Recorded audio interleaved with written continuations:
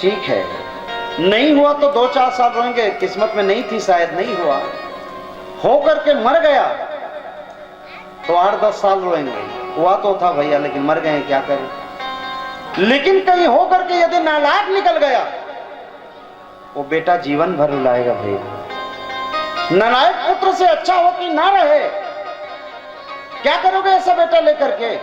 साधु कह रहे हैं आत्मदेव को, बेटा किसी को सुख नहीं दे सकता। अच्छा, तुम ये सोच रहे हो बेटा होगा तो मेरे लिए पिंडदान करेगा।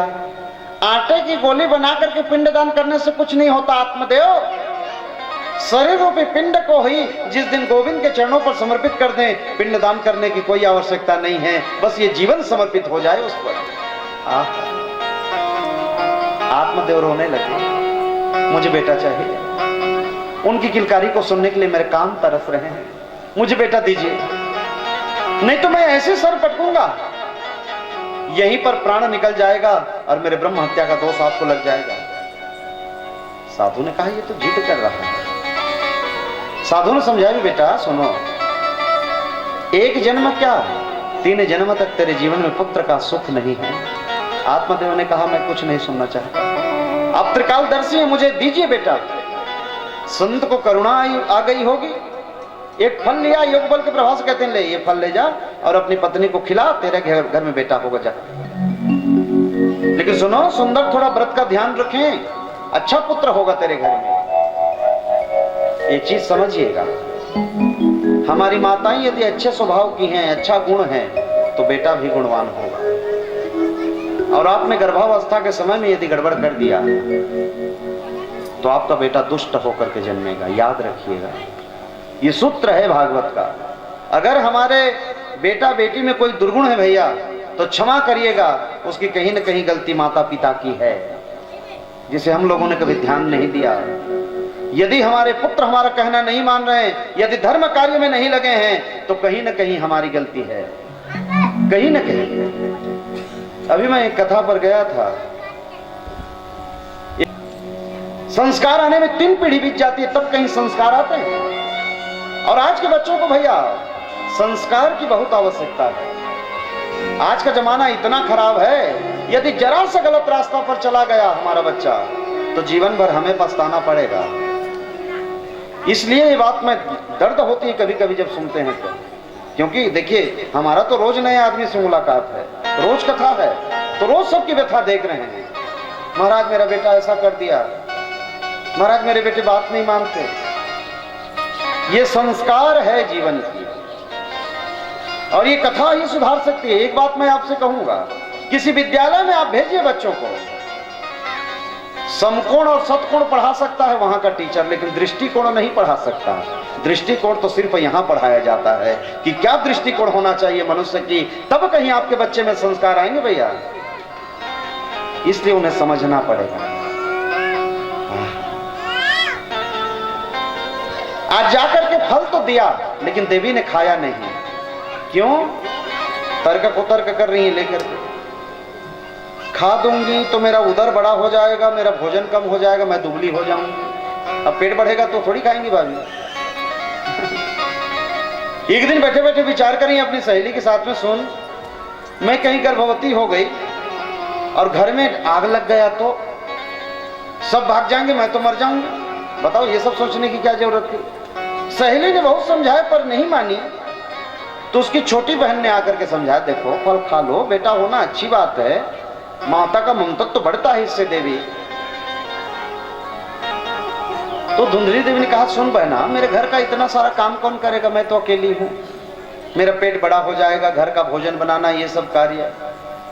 तो बहन ने कहा, जब कुछ होता है तो ननंद लोगों को तो देना ही पड़ता है, आ ही जाते हैं ननंद लोग।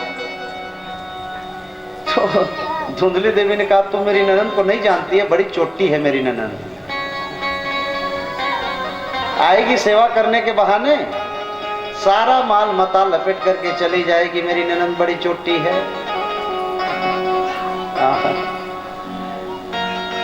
बोले ये झंझट में नहीं पड़ना, और कुछ उपाय हो तो बता।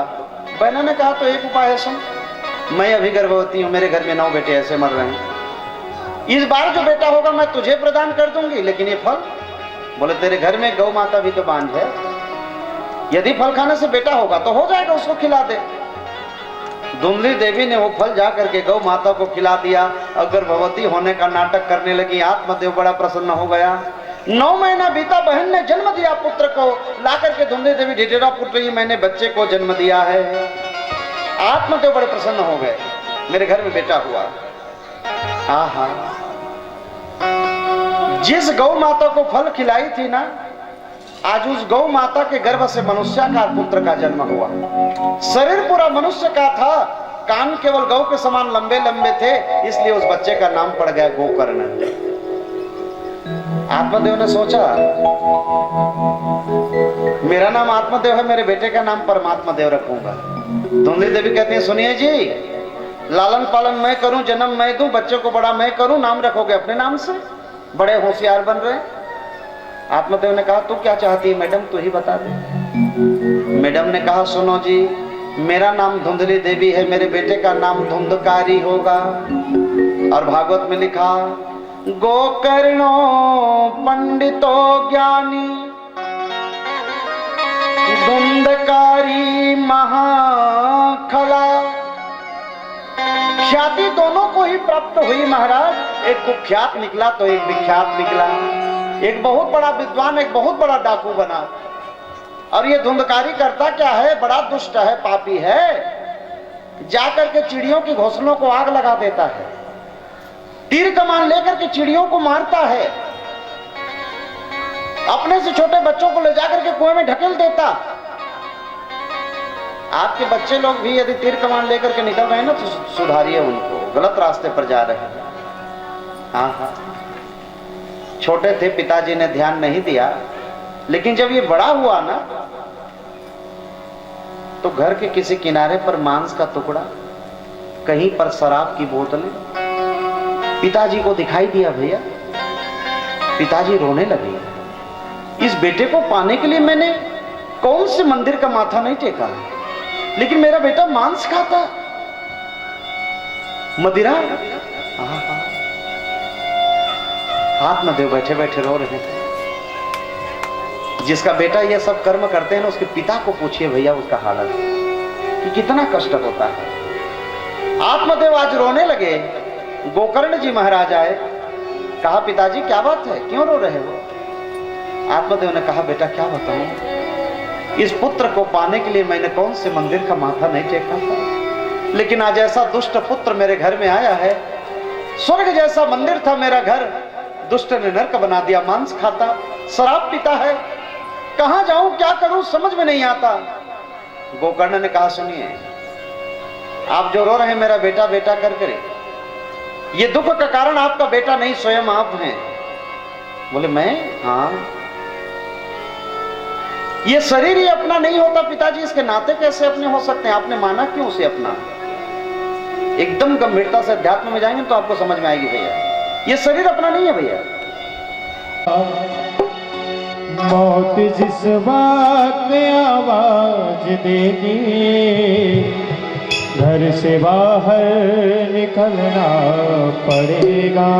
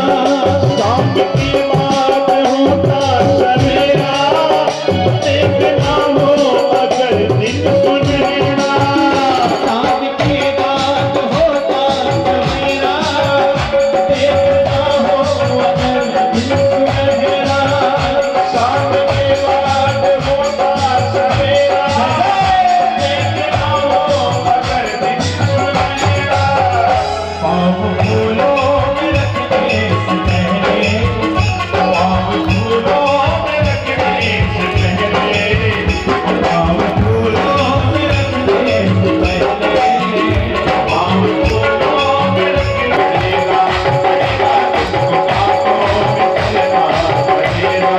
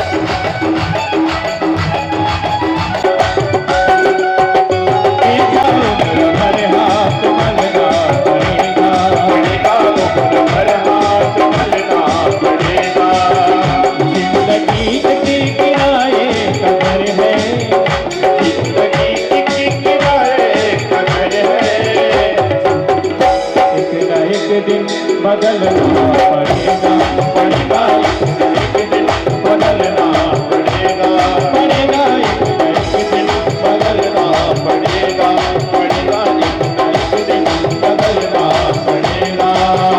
मौत किस बात पे आवाज देगी, मौत किस बात पे आवाज देगी, मौत किस बात पे आवाज देगी, मौत किस बात पे आवाज देगी। घर से बाहर निकलना पड़ेगा, पड़ेगा घर से बाहर निकलना पड़ेगा, पड़ेगा घर से बाहर निकलना पड़ेगा, पड़ेगा घर से बाहर निकलना पड़ेगा,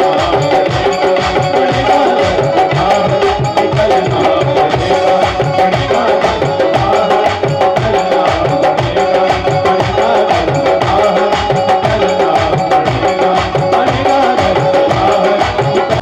आज गोकर्ण जी ने अपने पिताजी को इतना सुंदर आत्म उपदेश दिया, कहा कि हे पिताजी, जगत में रह करके आपने देख लिया कि जगत वालों ने आपको क्या दिया, एक बार कभी भगवान के होकर कीजिए और देखिए कि फिर वहां से क्या मिलता है। आत्मदेव का मन एकदम प्रमुदित हो गया, आनंद से भर गया और रात्रि को ही घर का त्याग कर दिया और जंगल में जाकर के भागवत के 10वें स्कंध का पाठ किया। धुंधकारी ने विचार किया, अच्छा हुआ पिताजी चले गए, रोज कहते थे ये मत खा, वो मत पी, यहाँ मत जा, वहां। सब व्यक्ति को आजकल ना स्वतंत्रता चाहिए। बेटे सोच रहे हैं कि अच्छा हुआ पिताजी चले गए, बताइए। घर में बैठी थी माँ, एक दिन धुंधकारी ने कहा, माँ वो तिजोरी की चाबी। माँ ने मना किया, कहते हैं बेटा तू तो जो चूत था जुए में हार गया, अब तेरे लिए तिजोरी की चाबी कहाँ।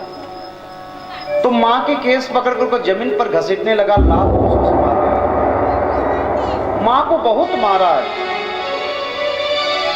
तो माँ को बड़ी आत्मग्लानि हुई। आंगन में एक छोटा सा कुआं था, आत्महत्या करके वहीं पर मर गई। बोलो वृंदावन बिहारी लाल की जय हो। इधर गोकर्ण जी ने विचार किया, पहले पिताजी चले गए, अब माता जी चली गई, लगता तीसरा नंबर मेरा ही है। इस दुष्ट के साथ में रहूं तो मुझे भी आत्महत्या करना पड़ेगा। इससे अच्छा है कि तीर्थ यात्रा जाना चाहिए। तीर्थ यात्रा के लिए निकल गए बेचारे। तीर्थ यात्रा में गए ना तो धुंधकारी अकेला पड़ गया। 5 वेश्याओं को घर में ले आए, 5 गणिकाओं को घर में लेके आ गया, रमण कर रहा है। और यही 5 गणिकाएं ही जीवन को बर्बाद कर देती हैं। और एक चीज और, केवल धुंधकारी के जीवन में 5 गणिकाएं आई ऐसा बात नहीं भैया, आपके और हमारे जीवन में भी हैं, दिखाई नहीं पड़ती। क्या क्या है? शब्द, स्पर्श, रूप, रस और गंध। ये 5 चीज ऐसे हैं जिनके पीछे में सारी दुनिया मरे जा रही है। सबको चाहिए अच्छा स्पर्श, अच्छा सुगंध, अच्छा दृश्य दिख जाए। ये 5 प्रकार के जो दुर्गुण है ना, हर व्यक्ति के जीवन में हैं। गरुड़ पुराण में ना एक मंत्र है भैया, कुरंग मातंग पतंग भृंग मीना हता पंच भीरेव पंच एक प्रमादि सकथम न हन्यते यह सेवते पंच भीरेव पंच। एक एक जीव में ना एक एक दुर्गुण है, इसलिए मरती है भैया। आपको थोड़ा बता रहा हूं एक दो जीव का। मछली में खराबी क्या होती है जानते हैं भैया? मछली को जीवहे की लालसा यानी भोजन करने का बड़ा शौक। कांटे में जैसे ही मांस का टुकड़ा आप लोग जल में डालते हैं ना, तो देखना मछली उसे खाने के लिए दौड़ती है। और मछली को थोड़ी पता है मैं स्वयं दूसरे की भोजन बनने जा रही हूँ। केवल एक दुर्गुण है भैया जिसके कारण वो मर जाती है, जान गंवा देती है। हाथी क्यों मरती है पता है? हाथी जो होता है ना बड़ा कामी होता है। जंगल में जब हाथी पकड़ना होता है ना, तो गड्ढे खोद करके एक हथनी को खड़ा कर देते हैं, डुप्लीकेट। आसपास में लता पता ढक दिया जाता है। हाथी स्पर्श सुख की कामना से दौड़ता है, बेचारा गड्ढा में जाके गिर जाता है और मर जाता है। अब यहां पर विचार करना होगा हमें कि भाई एक एक जीव में तो एक एक दुर्गुण है, इसलिए वो मर जाते हैं। हमारे जीवन में तो 5 प्रकार के दुर्गुण हैं। कैसे बचोगे? भगवान की जिस पर विशेष कृपा है वही तो बच सकता है। धुंधकारी 5 गणिकाओं के साथ में रमण करने लगा। एक दिन बहुत सारा सोना चांदी लेकर के आया। गणिकाओं ने ये कहां से मिला? धुंधकारी ने कहा राजा के घर में चोरी की है मैंने। गणिकाओं ने ये तो मरेगा मरेगा, हमें भी मरेगा। ऐसा करते धुंधकारी को मार देते हैं। ये गणिकाएं ही धुंधकारी यानी जीव को मार देती हैं भैया। गले पर रस्सी डाली, खींचने लगी तो नहीं मर रहा। कारण अतिशय प्रापी का प्राण जल्दी नहीं निकलता भैया, बहुत छटपटाता है बिस्तर पर। आपने देखा होगा गांव में कभी कोई मरता रहता है तो देखने गांव भर देखने के लिए जाते हैं। क्या करे बोल, बहुत छटपटा रहा है। ये जीवन का कर्म है। वो छत्तीसगढ़ी में कहावत नहीं, करनी दिखे मरनी के पे। छटपटाने लगा, नहीं मरा ये। गणिकाओं ने जलते हुए अंगार ला करके मुंह में ठूस दिया। अब तड़प तड़प करके प्राण निकला, प्रेत योनि को प्राप्त हो गया, भूत बन गया है। गोकर्ण जी को पता चला कि मेरे भाई की मृत्यु हो गई, तो महाराज गया में जाकर के श्राद्ध किया है, उसके मोक्ष के लिए पिंडदान किया। और एक दिन ऐसी ही गर्मी का महीना था, आया बेचारा अपने घर। सोचा कि आंगन में लेट जाता हूं, गर्मी है। आंगन में जब ये लेटे ना गोकर्ण जी, तो घर के भीतर तो कभी भेड़े का स्वरूप, कभी भैंसे का स्वरूप, कभी भूत प्रेतों सी आवाज। गोकर्ण ने कहा हमारे घर में भूत प्रेत? भैया कौन है आप और हमें क्यों डरा रहे हैं? जो है सामने आ जाए। तो एक हवा का स्वरूप आकर के खड़ा हो गया।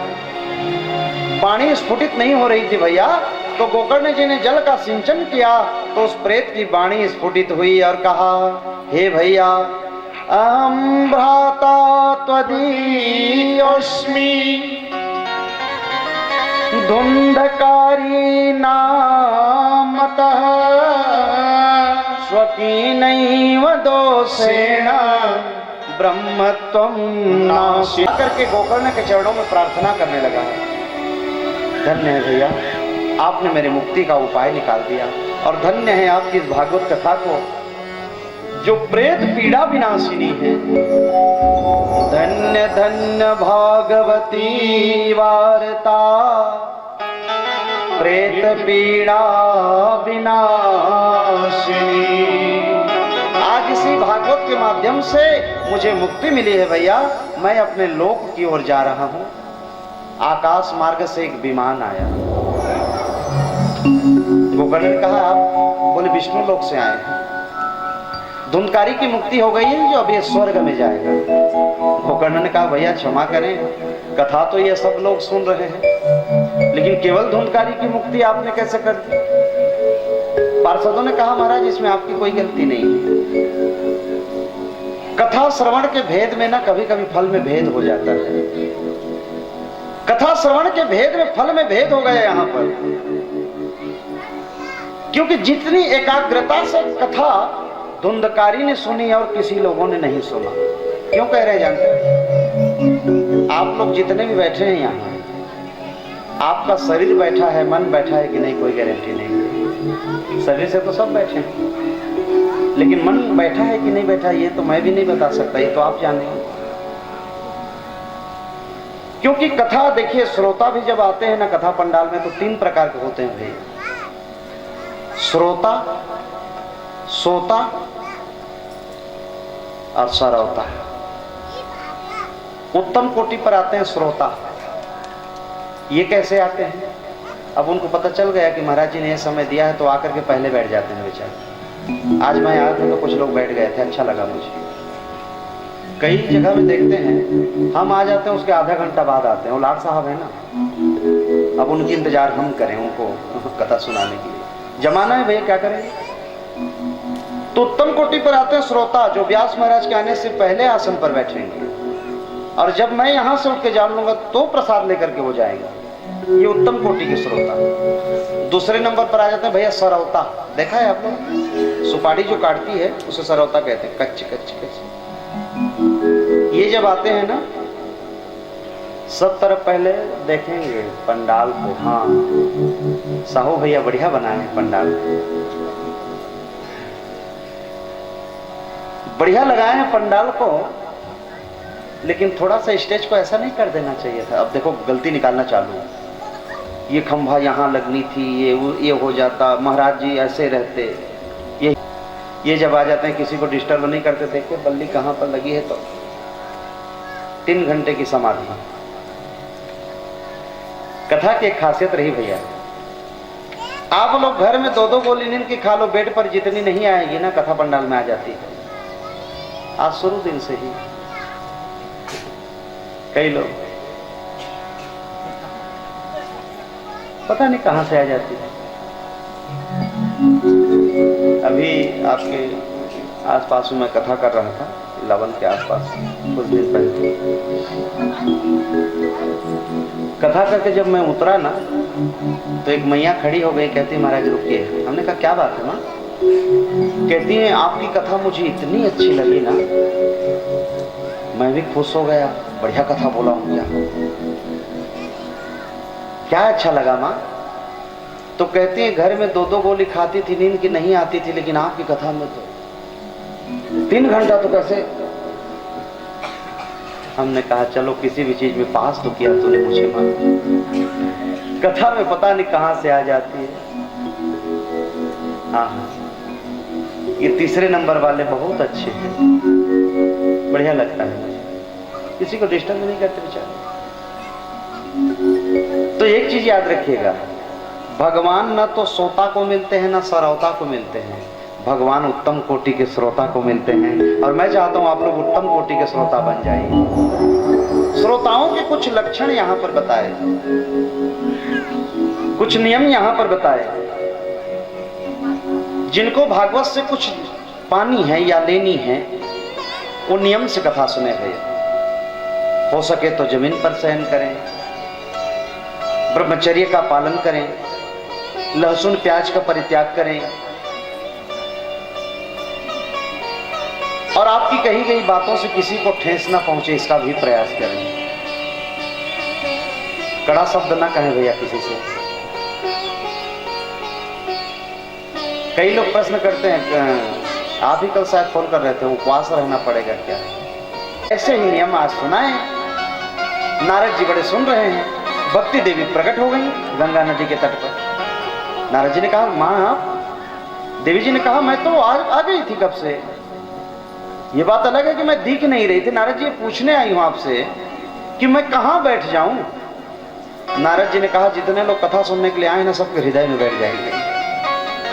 सबके हृदय में भक्ति देवी विराजमान हो गई। जिसके हृदय में भक्ति रहेगा वही आकर के कथा सुनेगा भैया।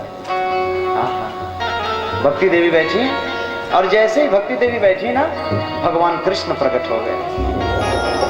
नारद जी ने कहा आप? हाँ हाँ, जहां मेरी कथा कीर्तन हो मैं तो आ ही जाता हूं।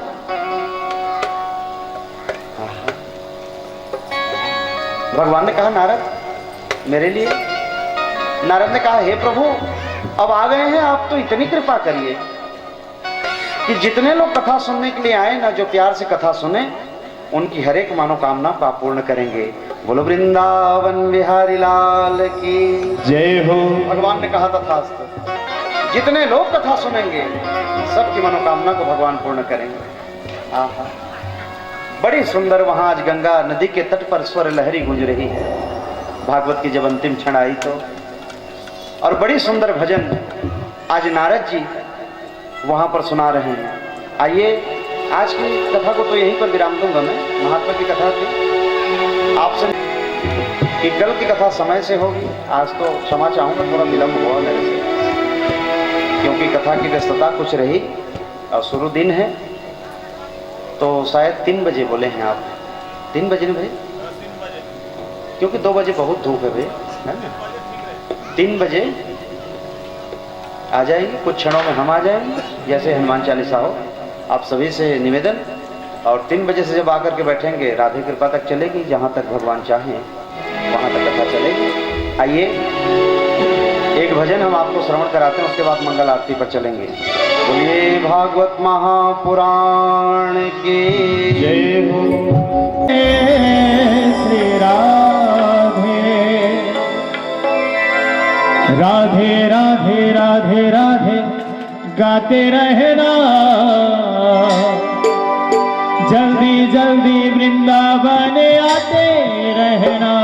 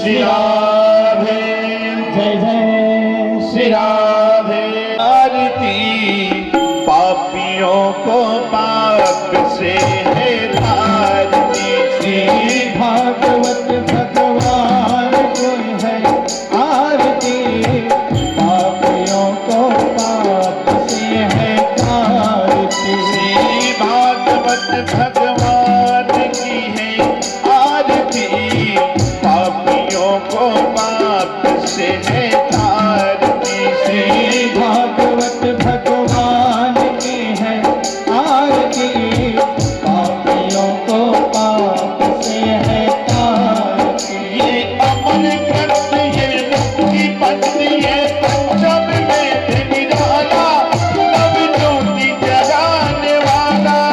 ये अमर ग्रंथ ये मुक्ति पंथ ये पंचम वेद निराला नव ज्योति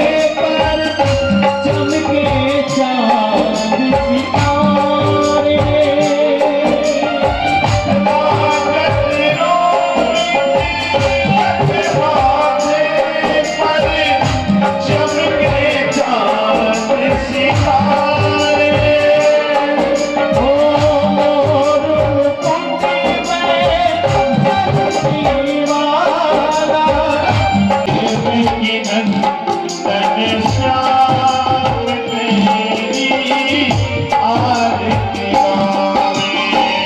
काने में कुंडल है झलकाना, अले खुले कुबेराना,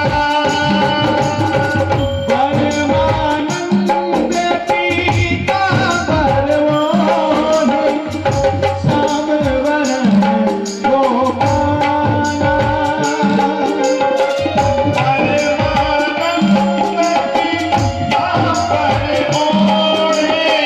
श्याम वरण गोपाला।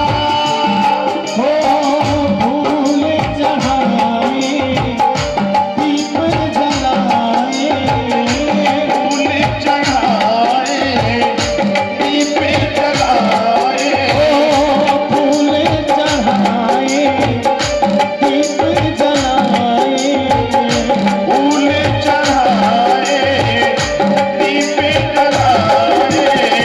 और चरणों में शीश झुकाए। यशोदानंदन श्याम तेरी आरती गावे।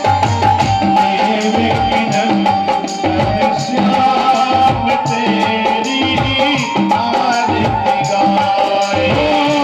आरती गाए, आरती गाए, मंगल गाए, आरती गाए, मंगल गाए। और चरणों में शीश झुकाए। यशोदानंदन श्याम तेरी आरती गावे।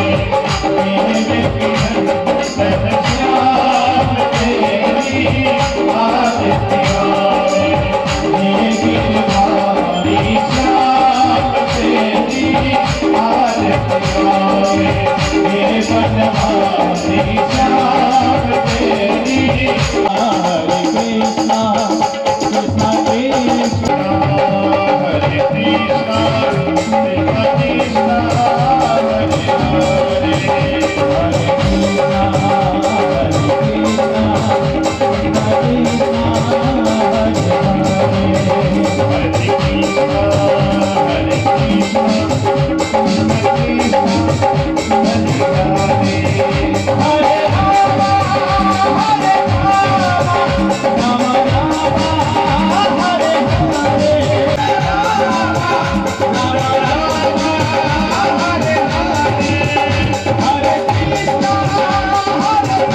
कृष्णा कृष्ण कृष्ण हरे हरे।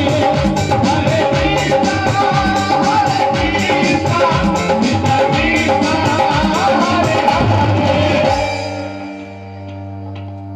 हरे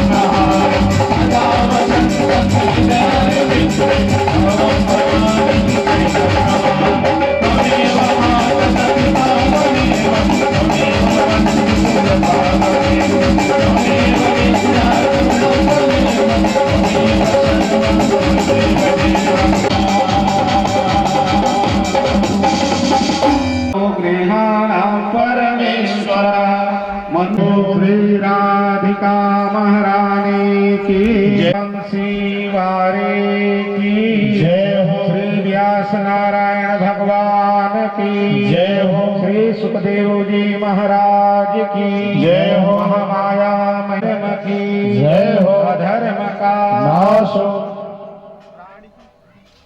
प्राणियों में पार्वती पते हर हर महादेव शंभो। बोले वृंदावन भक्तों से करके लेके आए क्योंकि मेरे गोविंद मेरे बांके बिहारी को तुलसी का पत्र अति प्रिय है, इसलिए जब भी आप आते हैं पूजा में आरती लेकर तो तुलसी का पत्र विशेष रूप से आप लेकर के आए, आपसे प्रार्थना रहेगा कल से आप आइए।